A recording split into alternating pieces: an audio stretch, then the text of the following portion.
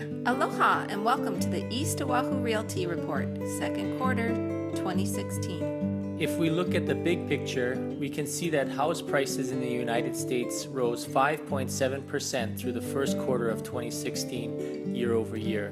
This is 4 3/4 of a year of consecutive seasonally adjusted price increases.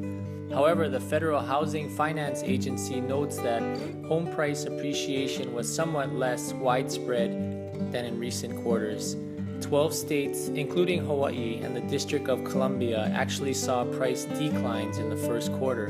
This is the most areas to see price depreciation since the fourth quarter of 2013. Oregon and Florida led the nation with double-digit price appreciation, while the state of Hawaii was 15th in the nation.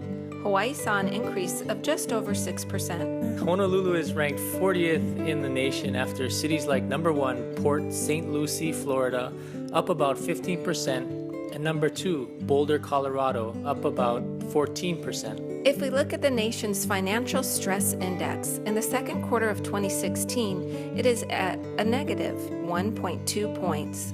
You can see we are down from the index's high of nearly 6 points during the last recession, highlighted in red. In June, the majority of the supply indicators are down across the board, from active and new listings to months of supply. The numbers remain historically low at 3 months. During June 2016, closing volume was unchanged for single-family and up about 10% for condominiums compared to June 2015. There were 324 single-family homes and 548 condominiums sold. Over time, we can see the peak and trough pattern that demand follows. If we overlay months supply on this demand chart, we can see the inverse relationship between supply and demand over the last 28 years. Currently, supply is low and demand is high.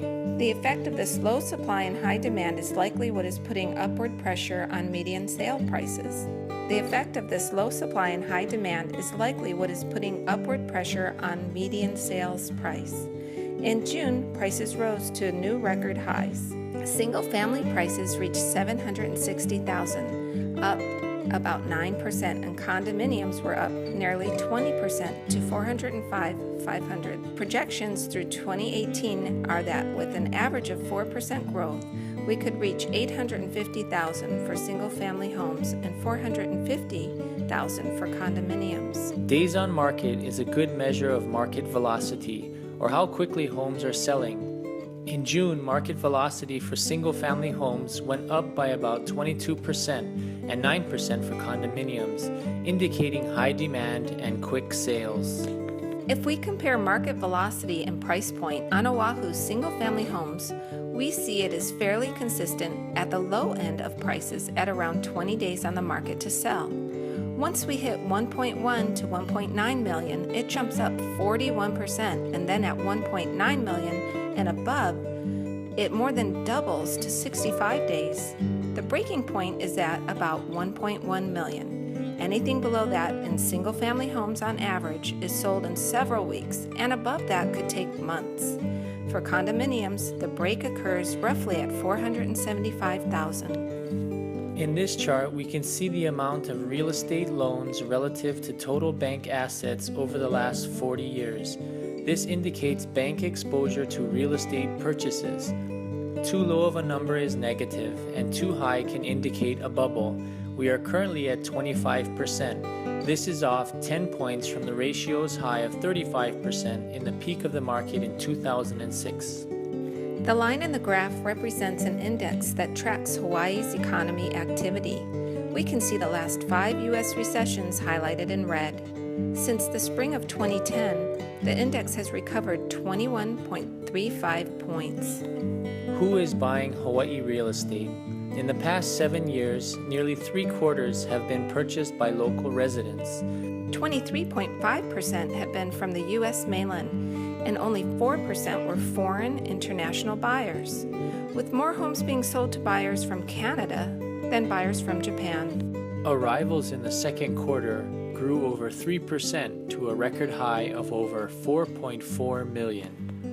Visitor days through the second quarter topped 40 million. This was up over 2% year over year. Visitor spending was about $7.7 billion through the second quarter. This is up about 2%. In summary, for the second quarter of 2016, prices were up for both categories and supply remains low.